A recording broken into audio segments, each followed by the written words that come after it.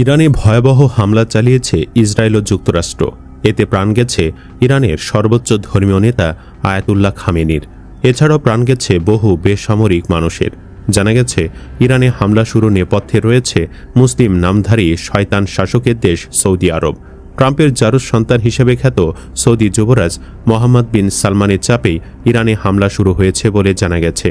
বেইমান সৌদির এই অপকর্মের জন্য এখন চরম মূল্য দিতে হচ্ছে। দেশটিতে একের পর এক বৃষ্টির মতো মিসাইল মারছে ইরান। এই সৌদি রাজ পরিবারের শয়তানির কারণে আর রক্তে রঞ্জিত হচ্ছে মহানবীর স্মৃতি বিজড়িত সৌদির পুণ্যভূমি। এখন পর্যন্ত কী পরিমাণ ক্ষয়ক্ষতি হল সৌদির। এছাড়াও যুবরাজ মোহাম্মদ বিন সালমানের নারীবাজি, অপকর্ম ও তাদের ভয়ঙ্কর ইতিহাস জানতে ভিডিওটি 1 সেকেন্ডও না টেনে শেষ পর্যন্ত দেখতে থাকুন। সৌদি আরব নামে মুসলিম দেশ হলেও এই মুহূর্তে সৌদি মুসলিমদের সবচেয়ে বড় শত্রু। দেশটির শাসকরা সবাই আমেরিকাপন্থী। হজ ব্যবসা আর ভূগর্ভস্থ তেল বিক্রি করে আরামায়েশে দিন কাটানো দেশটির সবচেয়ে বেশি ক্ষতি করছে মুসলিমদেরই। সম্প্রতি ইরানের সাথে কঠিন এক বেইমানির খেলা খেলেছে সৌদি আরব। রয়টার্স বলছে, ইরানে হামলা না করার জন্য সৌদি যুবরাজ প্রকাশ্যে যুক্তরাষ্ট্রের বিরোধিতা করত।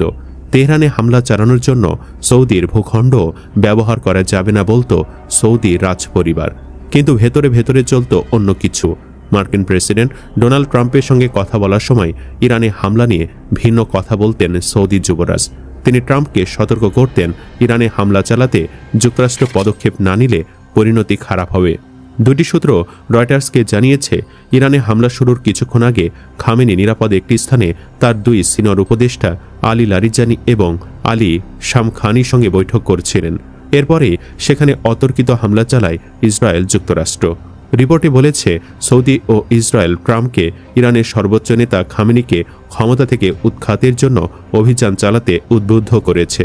রিপোর্টে আরও বলা হয়েছে, ইসরায়েল সৌদির চাপে ট্রাম্প ইরানে হামলা শুরু করেছে। ইরানে হামলা শুরু করার জন্য ট্রাম্পের সঙ্গে একাধিকবার কথা বলেছেন সৌদি যুবরাজ, অথচ প্রকাশ্যে তিনি ভিন্ন কথা বলতেন। অথচ এর আগে যুবরাজ সালমান ইরানের প্রেসিডেন্ট মাসুদ পেজেশকিয়ানকে বলেছিলেন, তেহরানে হামলার জন্য সৌদি আরব তার আকাশসীমা বা ভূখণ্ড ব্যবহার করতে দেবে না। হ্যাঁ, এটাই সৌদির বেইমানি, যা এখন প্রকাশ্যে এসে গেছে। সবকিছু জানাজানি হবার পর সর্বশেষ খবরে জানা গেছে, সৌদি আরবে অবস্থিত মার্কিন সামরিক ঘাঁটিতে হামলা চালিয়েছে ইরান। এর আগে সৌদিতে অবস্থিত মার্কিন 5ম নৌবহরের সদর দফতরেও হামলার দাবি করেছে ইরান। বিভিন্ন সংবাদ মাধ্যমের প্রতিবেদনে বলা হয়েছে, ওই স্থাপনায় ক্ষয়ক্ষতি হয়েছে। পাশাপাশি কুয়েত, কাতার ও আরব আমিরাতে অবস্থিত মার্কিন সামরিক স্থাপনাগুলোতেও লক্ষ্য করে ক্ষেপণাস্ত্র ছোড়া হয়েছে। এখানে শেষ নয়, সৌদির রয়েছে বিশাল এক বেইমানির ইতিহাস। প্রকৃত মুসলিমদের থেকে বর্তমান রাজপরিবার দখল করে নেয় মহানবীর প্রিয় দেশটিকে। এমনকি ইসরায়েল রাষ্ট্র প্রতিষ্ঠাতেও হাত রয়েছে সৌদির। 1932 সালে সাম্রাজ্যবাদী ব্রিটিশ সরকারের সেবাদাস আব্দুল আজিজ ইবনে সৌদ ব্রিটেনের অনুমতি নিয়ে হিজাজের নাম পরিবর্তন করে নিজ বংশের নাম অনুযায়ী মহানবী সাল্লাল্লাহু আলাইহি সাল্লামের স্মৃতি বিজড়িত বিশাল আরব ভূখণ্ডের নাম রাখে সৌদি আরব। রক্তপাত, অসংখ্য মানুষ মেরে ও প্রতারণার মাধ্যমে বর্তমান রাজপরিবার দখল করেছিল হিজাজ। বর্তমান সৌদি আরবই বিশ্বের একমাত্র দেশ যার নামকরণ করা হয়েছে দেশটির সংখ্যালঘু একটি গোত্রের নাম অনুসারে। আব্দুল আজিজ ইবনে সৌদ ছিল নজদ নামক মরু অঞ্চলের অধিবাসী। রাজনৈতিক স্বার্থ হাসিলের জন্য সে ওয়াহাবি সম্প্রদায়ের সঙ্গে জোটবদ্ধ হয়। মুসলমানদের মধ্যে বিভেদ সৃষ্টির জন্য ইংরেজদের পৃষ্ঠপোষকতায় এই উগ্র মতবাদটির জন্ম দেওয়া হয়েছে বলে মনে করা হয়। ব্রিটিশরা ওসমানী খেলাফত তথা অটোম্যান তুর্কি সাম্রাজ্যের বিরুদ্ধে ব্যবহার করার জন্য ইবনে সৌদকে গুপ্তচর হিসাবে বেছে নেয় এবং এর জন্য তাকে প্রতি মাসে 5,000 পাউন্ড ভাতা দেওয়ার ব্যবস্থা করে। তুরস্ক প্রথম বিশ্বযুদ্ধে পরাজিত হলে ইবনে সৌদের সাহস বেড়ে যায়। ফলে সে আরব অঞ্চলের নানা অংশে সেনা অভিযান চালাতে থাকে। ক্ষমতাসীন আলের রশিদ গোত্রকে পরাজিত করার পর সৌদের বাহিনী 1925 সালে হিজাজে অভিযান চালায়। হিজাজের পবিত্র মক্কা ও মদিনা শহরসহ বন্দর শহরে জেদ্দা, তায়েফ ও ইয়ানবু শহরে সৌদের বাহিনী অন্তত 20-30 হাজার মুসলমানকে শেষ করেছিল। মক্কা ও মদিনার পবিত্র মাজারগুলোর অবমাননা ও ধ্বংস সাধন ছিল সৌদের জঘন্য হঠকারিতার ঐতিহাসিক এক সাক্ষ্য। সৌদির বাহিনী ইয়েমেনের জাইদিশিয়া ইমামের শাসনাধীন নাজরান অঞ্চলসহ অন্যান্য অঞ্চল দখল করে। এর আগে তার বাহিনী আরব উপদ্বীপের পূর্বাঞ্চলে অবস্থিত পারস্য উপসাগরীয় অঞ্চলের শিয়া মুসলিম শেখ শাসিত তেল সমৃদ্ধ কয়েকটি স্বাধীন রাজ্য দখল করেছিল। এরপর ব্রিটিশ সাম্রাজ্যবাদীরা তাদের আরেক অনুচর হিজাজের শরীফ হুসাইনকে পুরস্কার দেওয়ার জন্য তার দুই পুত্র ফয়সল ও আবদুল্লাহকে যথাক্রমে ইরাক এবং জর্ডান নামক দেশের শাসক হিসাবে নিয়োগ দেয়। এ অবস্থায় ব্রিটিশরা ইবনে সৌদকে রাজার উপাধি ব্যবহারের অনুমতি দেয় এবং তার দখল করা অঞ্চলকে সৌদি আরব হিসাবে ঘোষণা করারও অনুমতি দেয়। অবশ্য এসব অনুমতি ব্রিটিশরা তখনই দেয় যখন ইবনে সৌদ এই প্রতিশ্রুতি দেয় যে সে ফিলিস্তিনে অবৈধ ইহুদিবাদী রাষ্ট্র ইসরায়েল প্রতিষ্ঠার কোনো বিরোধিতা করবে না। 1917 সালে 2 নভেম্বর ব্রিটিশ পররাষ্ট্রমন্ত্রী বেলফোর ফিলিস্তিনে ইসরায়েল রাষ্ট্র প্রতিষ্ঠা করা হবে বলে ঘোষণা দিয়েছিলেন। ওই ঘোষণা বেলফোর ঘোষণা নামে ইতিহাসে খ্যাত। এ ঘোষণা দেওয়ার আগে ব্রিটিশরা সৌদি রাজা আব্দুল আজিজের কাছ থেকে লিখিত সম্মতিপত্র আদায় করেছিল। ওই চিঠিতে লেখা ছিল, আমি বাদশাহ আব্দুল আজিজ ইবনে আব্দুর রহমান ফয়সলের বংশধর ও সৌদের বংশধর। হাজারবার স্বীকার করছি ও জেনে শুনে বলছি যে গরিব ইহুদিদেরকে বা অন্য কাউকে ব্রিটিশ সরকার যদি ফিলিস্তিন দান করে দেন তাহলে এতে আমার কোনো ধরনের আপত্তি নেই। বস্তুত আমি কিয়ামত পর্যন্ত ব্রিটিশ সরকারের অভিমতের বাহিরে যাব না। এরপর 1945 সালে বাদশাহ আব্দুল আজিজ সৌদ ইহুদিবাদী ইসরায়েল গঠনের বিরুদ্ধে পত্রপত্রিকায় বিবৃতি দিয়ে বসে। সঙ্গে সঙ্গে তা তৎক্ষণাৎ ব্রিটিশ সরকার ও ইহুদিবাদীদের পক্ষে দুজন প্রতিনিধি এসে বাদশাহ আব্দুল আজিজের সঙ্গে দেখা করে এবং বাদশাকে তার সম্পাদিত সম্মতিপত্রটির কথা স্মরণ করিয়ে দেয়। তখন বাদশাহ তাদের বলেছিল, আমি ইহুদিদের স্বার্থে কার্যত যা করে যাব তার উপর বিশ্বাস রাখবেন। কি বলছি তার দিকে লক্ষ্য করবেন না, কারণ এ ধরনের কথা না বললে আমি ক্ষমতায় টিকে থাকতে পারবো না।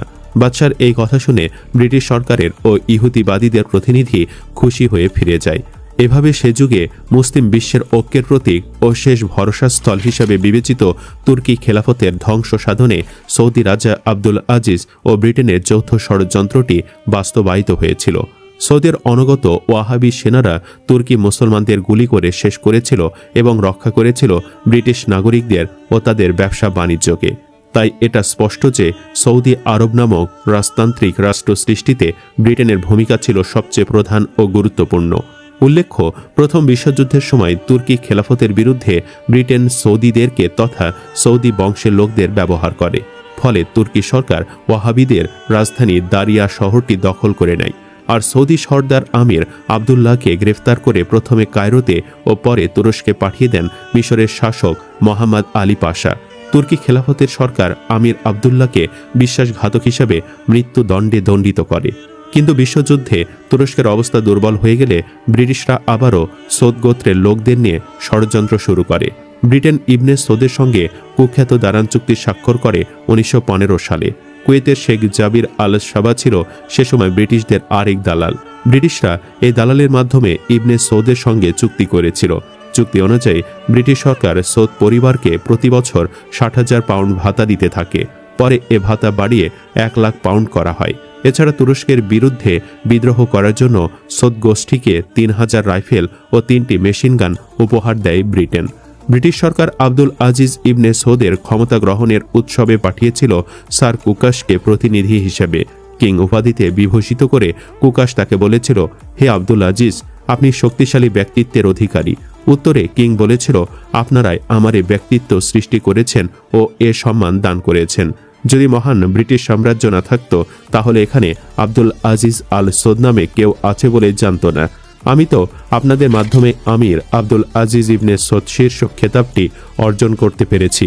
আমি আপনাদের এই মহানুভবতা আজীবন ভুলব না।